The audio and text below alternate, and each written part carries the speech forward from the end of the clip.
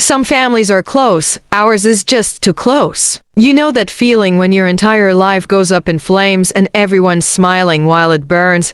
Yeah. Welcome to mine. It started off like one of those cheesy love stories. Girl meets boy. Girl falls hard. Boy falls harder for her cousin. And me?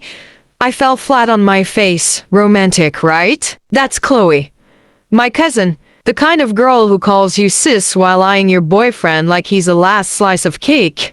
She used to borrow my dresses, then my makeup, then my man. Next thing I know, they're sneaking around like it's some weird Netflix spin-off, keeping it in the family, the cheater edition. At first, I thought they were just close. You know, family close. Turns out, they were skin-to-skin close. And where was I? Oh, just playing happy girlfriend, handing out drinks at the family BBQ while my boyfriend and Chloe disappeared to grab ice. For 40 minutes, I could have cried, thrown things, moved to a cave, but no, I did what any modern woman with a backbone and a broken heart would do. I married his dad. That's right. I took the high road straight to the altar with his father. You cheat on me with my cousin? I become your stepmom. Who's laughing now? It's not revenge. It's poetic justice. Served cold, with a side of call me mum. This story, oh, it's just getting started. He cheated on me with my cousin, so I married his dad. Go on, grab some tea. You'll need it. Eat the couple too good to be true. Like your brutally honest best mate spilling tea over wine. Ah yes. Young love. So pure, so sweet, so completely, utterly doomed. This is Jake, the boyfriend. The love of my life. The man who once told me I was different from other girls, which, in hindsight, is usually code for, I'm going to ruin your life but I'll smile while doing it. He had it all, the charm, the fake humility, the flirty wink that said I'll cheat on you eventually if you looked closely enough. Of course, I didn't see it.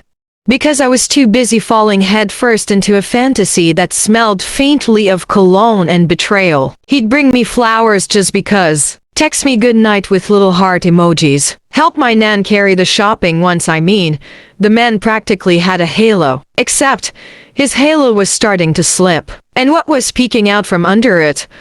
Oh, just a pair of wandering eyes and an ego bigger than his car finance payments. My cousin, Chloe, she's got the whole I'm sweet but secretly toxic act down to a science. You know the type, hugs that last too long, compliments that feel like insults, and the emotional depth of a soggy crisp. She'd always been a bit clingy. Oh my god. You guys are so cute, she'd say, while slowly inching closer to my man like she was trying to merge into his bloodstream. At first, I laughed it off, thought, bless her, she's just lonely. Turns out, she was lonely specifically for my boyfriend's attention, his texts, and eventually, his toothbrush. The signs were all there, but I ignored them like every woman in a horror film who hears a noise and still walks into the basement. Oh, they're just friends, he said. Family, babe. That'd be weird. Yeah, weird. Not as weird as catching them spooning on the sofa months later, but let's not spoil that bit yet. Back then, I thought I was living a fairy tale. Turns out, it was a full-blown Greek tragedy starring me as the mug, him as the snake, and my cousin as the plot twist no one asked for. But hey, true love's blind. And apparently, a little bit deaf. Stupid, and deeply in denial. The night it all fell apart. You ever get that gut feeling something's wrong but you ignore it because you'd rather keep your illusion than face the emotional dumpster fire waiting behind it? Yeah, that was me. And my gut? She was screaming. Jake started getting secretive. Locked phone, extra showers. Smelled like guilt and supermarket cologne. Meanwhile, Chloe, oh, sweet innocent Chloe suddenly had inside jokes with my boyfriend. Private laughs. Shared looks. And one unforgettable moment where I walked in and they leapt apart like they'd been caught doing something they absolutely were. Because they had. It happened one night while he was in the shower. His phone lit up. One message. From Chloe. Last night was, wow, miss you already X. My heart dropped. My stomach turned. My eyes wide open now. Thanks. I did what any emotionally stable woman would do. I opened that phone like Pandora's box, and no, it did not disappoint. Texts, photos, voice notes. One particularly nauseating selfie of them in my bed, with my dog in the background looking just as traumatized as I felt. The betrayal? 10 out of 10. The audacity? Off the bloody charts. And Chloe didn't even have the decency to pretend it was a mistake. I confronted her, thought maybe she'd cry, apologize, deny it even. But no, she looked me dead in the eye and said, well, if he really loved you, he wouldn't have wanted me. And that, ladies and gents, is when I knew. She was less cousin and more walking bin fire in designer heels. The family, oh, they split faster than Jake's loyalty. Half blamed me, said I wasn't passionate enough. Whatever that means. The other half just wanted the gossip. And Nan, she tried to stay neutral, until Chloe turned up to Sunday roast wearing my old jumper. Nan stabbed her Yorkshire pudding so hard I thought it might count as attempted murder. And Jake? He didn't even apologize, just stood there, looking guilty and confused like a toddler who's been caught with chocolate all over his face but still insists it wasn't him. So yeah. That was the betrayal. The cousin I grew up with. The man I thought I'd marry. And the moment my heart broke so loudly, even Alexa asked if I was alright. But don't worry, because the next part, that's where things get interesting. The wedding invitation payback looks good and white. So, after your boyfriend and your cousin decide to turn your life into a punchline, there are two ways you can go. You can sob into your pillow for 6 months straight, stalking their socials like a ghost with Wi-Fi. Or, you can smile, say good for them, and start plotting the kind of revenge that deserves a Netflix special. Guess which one I picked? I played it cool. Unbothered, unshaken, posted some annoyingly aesthetic selfies, replied to their messages with no worries X. The kind of peaceful that makes people very nervous. Jake thought I'd moved on. Chloe thought she'd won. And me? I was quietly building the most unhinged, well-dressed revenge plan the world's ever seen. I even bumped into Jake a few times. He looked nervous, like he half expected me to throw a shoe at his head. I didn't. I just smiled and said, "You look tired, love. Everything all right at home?" And honestly, watching him twitch made my day. But then something happened. Something unexpected. I met his dad. And when I say met, I mean really met. Now, I know what you're thinking. That's a bit much, isn't it? Yeah, it is. But when a silver fox with a voice like Sunday roast compliments your dress and tells you his son's always been a bit of a disappointment, well, let's just say, ideas started brewing. It started small. Polite chats. Little jokes. The kind of flirting that's technically innocent but makes people uncomfortable in the best way. And one evening, over a ridiculously expensive whiskey, he says, "You're far too smart for my son." I laughed. Sad.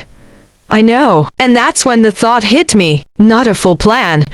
Just a flicker, a spark, a beautifully twisted question. What if I married his dad? Oh, I wasn't serious at first, but the more I thought about it, the more it made sense. He's single, wealthy, charming, not a complete idiot, which already puts him miles ahead of Jake. And let's be honest, if I showed up at family Christmas as Mrs. Dad, Jake would spontaneously combust. Chloe's lip filler would melt off from the rage. It wouldn't just be revenge, it'd be art. But you see, I'm not in a rush. Revenge isn't about chaos. It's about timing. I let them think I was healing. I let them think they'd broken me. Meanwhile, I was sharpening my eyeliner and practicing how to say, "Oh, you're Jake's ex." How awkward. Because when I strike, it won't be loud. It won't be messy. It'll be subtle, civilized, and it'll ruin them completely. The wedding invitation. Let the game begins.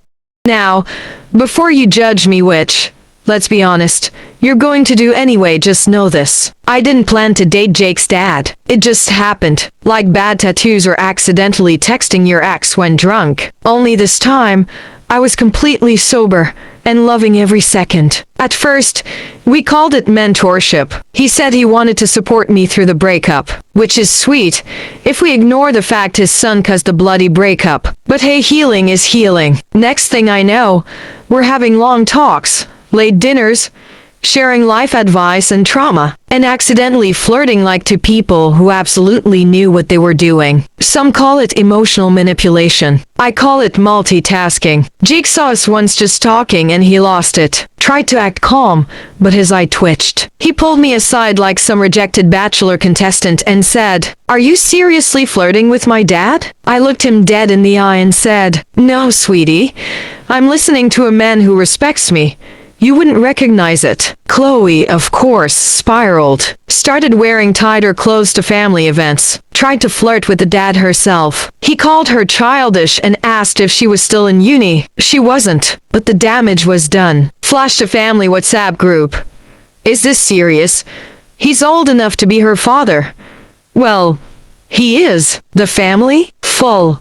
Meltdown. My aunt blocked me. My mom told me to find Jesus. Nan, she just whispered, "Good girl," and passed me another roast potato. Legend. And the dad? He fell hard. Said I was the most genuine woman he'd ever met. Told me I made him feel alive again. Kept quoting poetry at me, badly. But bless him.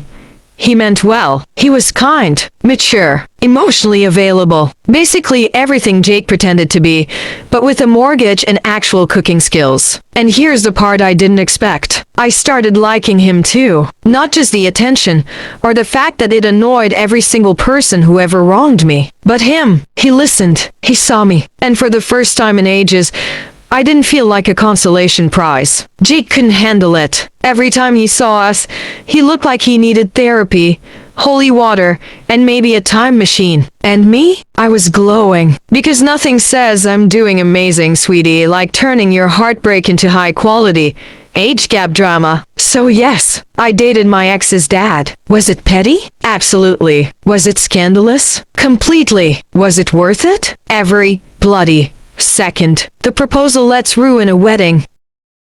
Right. So, there I was, in a white dress, looking like an angel, feeling like Satan's intern, and across from me, Jake's dad, smiling like he'd won the lottery, completely unaware he'd just bought a one-way ticket to family hell. The room went silent, like, pin drop, can hear a fly breathing kind of silent. You could actually feel the panic in the air. It was glorious. My mum looked like she'd just witnessed a crime. My aunt started whispering Hail Marys. And Jake? Oh, bless him. Jake looked like someone had just run over his ego with the lawnmower. He stormed out, stormed back in, pointed at me, then at his dad, then at me again like he was trying to solve a maths problem no one asked for. He finally shouted, "This is sick. You're disgusting." I smiled sweetly and said, "You cheated on me with my cousin Jacob. I'm just returning the favor.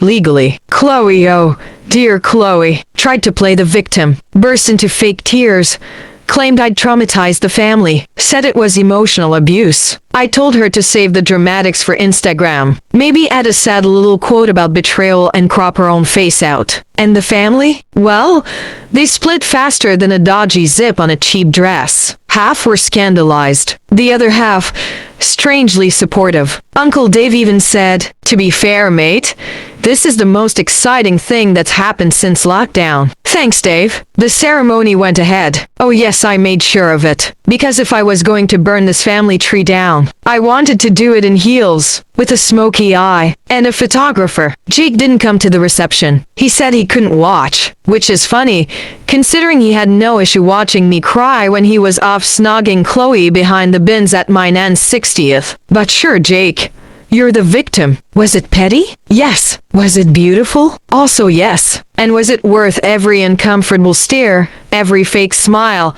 every cousin crying in the toilet? Absolutely. Because nothing says I win quite like walking into a room full of people who doubted you and leaving married to one of their fathers. The honeymoon. Sweet revenge tastes better in first class. And just like that, I became my ex-boyfriend's stepmom. Yep, he cheated on me with my cousin. So I married his dad and made them both sit at the kids' table. Honestly, it's been peaceful, therapeutic, even. Every awkward family dinner, I'm there, carving roast chicken while Jake pretends not to cry into the gravy. Chloe won't even make eye contact, which is ironic, considering how often she used to roll hers at me. The best part? I'm now cousin-in-law to myself. And Jake? He's stuck explaining that his ex is now his mum, while his dad is happier than he's ever been. Honestly, it's giving therapy. Except I get to wear nice shoes and not pay £70 an hour. Oh. And the family? They've stopped calling. Mostly because I muted the group chat and blocked half of them. Mum tried to drag me to church. I told her I'd only go if the priest was taking confessions from men who raised cheaters. She didn't laugh. I did. Chloe went full girl who reads sad poetry now. Wears black, quotes Rupi Kaur. Posts things like, healing isn't linear. Meanwhile, I'm healing in silk pajamas with room service and no regrets. Jake looks like he aged 10 years and lost the will to speak. Which is wild, considering he never shut up when he was gaslighting me. Now, I ask him to pass the ketchup and he flinches like I've got a knife behind my back. Relax, sweetie. The damage is already done. You know what I've learned? Forgiveness is overrated. Closure is boring. And karma? Sometimes she needs a little help. And weddings? Oh, darling. Weddings are divine, especially when you're the plot twist. The end, or just the beginning.